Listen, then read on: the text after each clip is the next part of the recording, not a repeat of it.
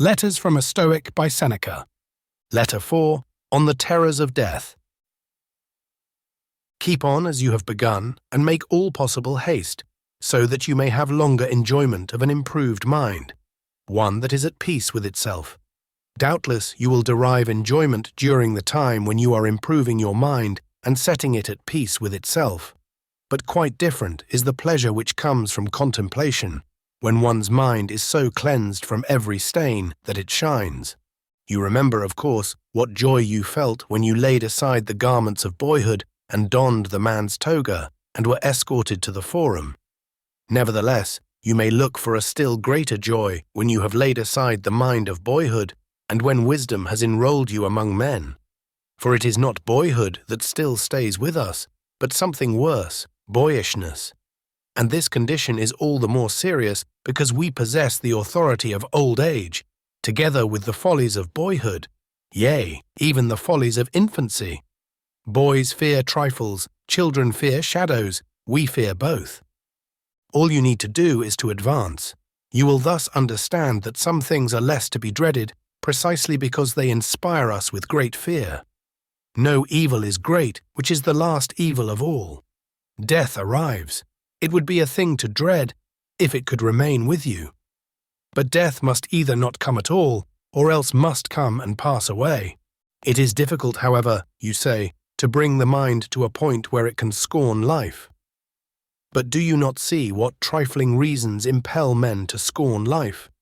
One hangs himself before the door of his mistress, another hurls himself from the housetop that he may no longer be compelled to bear the taunts of a bad-tempered master. A third, to be saved from arrest after running away, drives a sword into his vitals. Do you not suppose that virtue will be as efficacious as excessive fear? No man can have a peaceful life who thinks too much about lengthening it, or believes that living through many consulships is a great blessing. Rehearse this thought every day, that you may be able to depart from life contentedly. For many men clutch and cling to life, even as those who are carried down a rushing stream clutch and cling to briars and sharp rocks. Most men ebb and flow in wretchedness between the fear of death and the hardships of life. They are unwilling to live, and yet they do not know how to die. For this reason, make life as a whole agreeable to yourself by banishing all worry about it.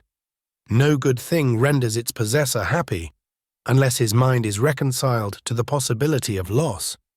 Nothing, however, is lost with less discomfort than that which, when lost, cannot be missed.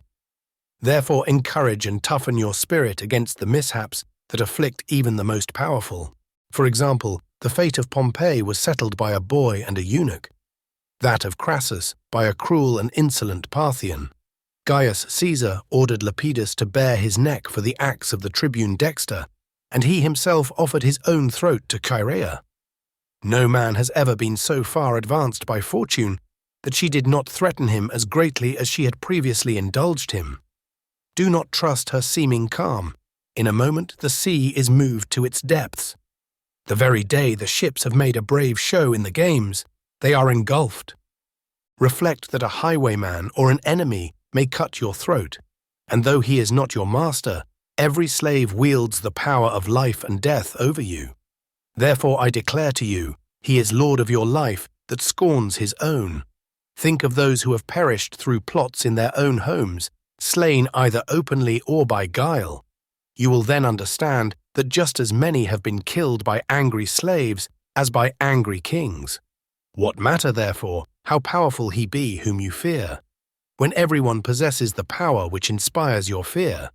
But, you will say, if you should chance to fall into the hands of the enemy, the conqueror will command that you be led away.